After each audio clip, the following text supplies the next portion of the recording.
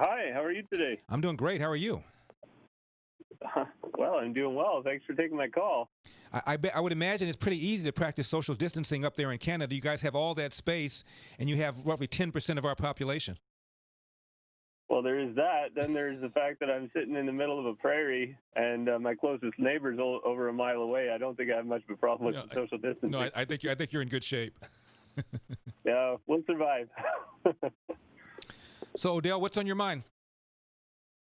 I'm a 35-year-old white guy, and I've been married to a black woman for 8 years now, and I mean, she's the love of my life. When this whole thing went down, we found ourselves on either side of an argument, and I guess my question is, how do I hold with my own perspective and kind of bring forth some arguments, a lot of the arguments that you would hold on some of the information and stuff that's happening, and my viewpoint on racism today, without alienating my wife and making her mad at me. So, Odell, I'm assuming, I think you already said it, that your position is pretty much like mine, that this is rare. It is horrific, to be sure, but it's rare. We ought not act as if this is some sort of reflection of all police, and that we should have some perspective. The fact is that, as I've said before, there were 9 unarmed black men shot and killed by the police last year. Assuming some of these were unlawful, that's 9 too many. But there were 19 unarmed white men shot and killed by the police last year, and I defy anybody to name one. And the fact is that police shootings against blacks have declined dramatically over the last 45, 50 years by 75% according to the CDC. And when you look at homicides, half of all the homicide victims in this country are black. Almost all of the perpetrators are black. It is rare for the police to kill anybody, let alone a black person, let alone an unarmed black person. And when you want to talk about interracial homicide, black-white homicide, it is rare, but every year about 750 cases, and 500 of them involve a white person killed by a black person, 250 the other way around.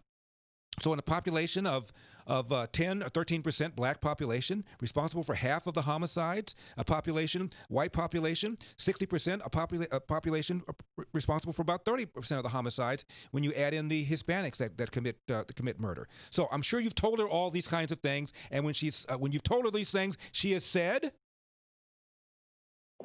Well, she still brings up the systemic racism argument that there's a problem and it's not going away. And her biggest she's freaking out and worried, like we don't have any kids, but we do have a nephew that we care about a lot.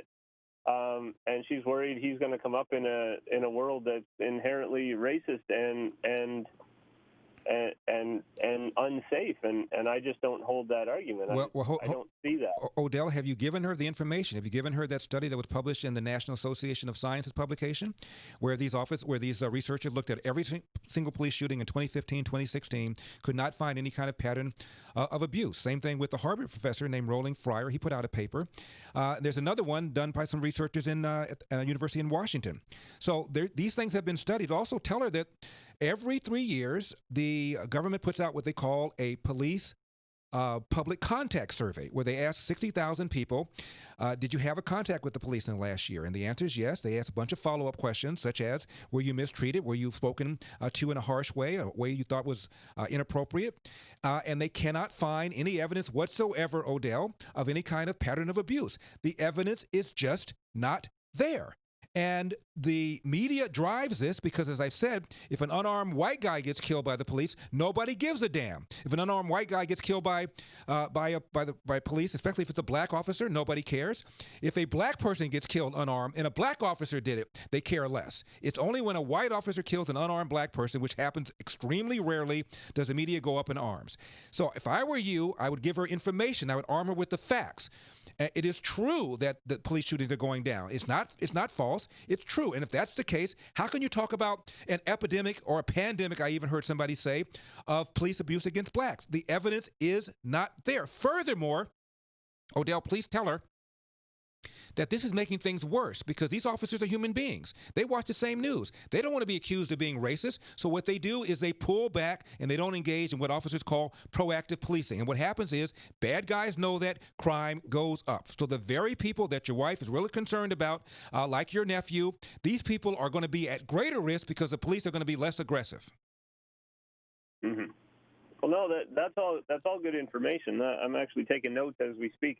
One of the biggest concerns, I guess, or arguments that we have is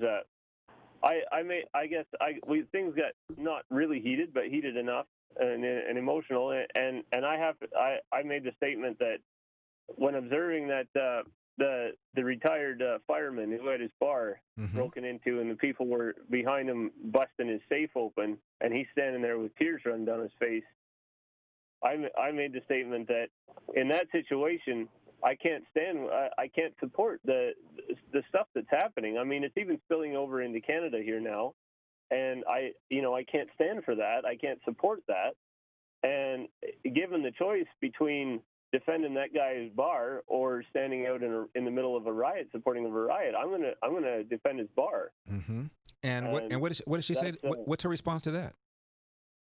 Well, if it comes right down to it, then I think she believes me, and she's with me, but I think she's really bought into the emotional argument that you see in the media today, and it's a hard one to fight. Odell, do you and your wife see eye to eye politically in general? Not on everything, no, and she's really bought into a lot of the whole liberal ideology when it comes to the systemic racism and stuff, and it's hard for me to argue it because, like in a social setting, if I said those things, I'd be branded a racist, which obviously I'm not. I mean, the love of my life is black. Well, Odell, all I can tell you is, if I were you, I would just make sure she has a lot of information. I started not to say this, but you called me and you asked me my opinion, so I'm going to say it. I have noticed in interracial marriages, sometimes, that's not the norm, but sometimes the black person in the marriage becomes more black in order to compensate for the fact that he or she has married a white guy and doesn't want larger society to think that they've sold out. So they become hyper black. I'll give you an example. At another station that I work for, I would go on the air and I would say the stuff I normally say. And there's a guy who's an account executive, a sales guy, and he would come down the hall and he would challenge me. And at first it was gentle, but then over the several months it became more and more aggressive to the point where this guy was almost like Sharpton in my face. During the commercial break, I'm going to the bathroom, the guy goes, "I heard you say so-and-so and so-and-so." And finally I just exploded on him and I said, "Get out of my face. Don't you come to me while I'm at work ever again and confront me while I'm doing this show." And I just blasted him. Found out he's married to a white woman. And in my opinion, he's one of those guys, and I've seen it before, where they want the world to know that, okay, because I've married a white person doesn't mean I'm not black. Van Jones used to be married to a white person on CNN. Same thing. I've seen it many, many times where a person marries somebody white, and they want the largest world to know I haven't sold out, and so they're going to be more black than they otherwise would be. I'm just throwing it out, Odell. Okay. I don't know. It bothers me that we're even having a discussion where skin color matters. Absolutely, absolutely. And that's why I asked whether or not you and she are on the same plane ideologic. It sounds to me like you married somebody who's left-wing and you're a conservative. So it's not just this. I would imagine there are going to be other issues that have come up and will come up. So if you're going to survive, you've got to be on the same plane, at least to have a fact-based discussion and to disagree without being disagreeable. Odell, good luck. I'm Larry Elder. All across America, The Larry Elder Show.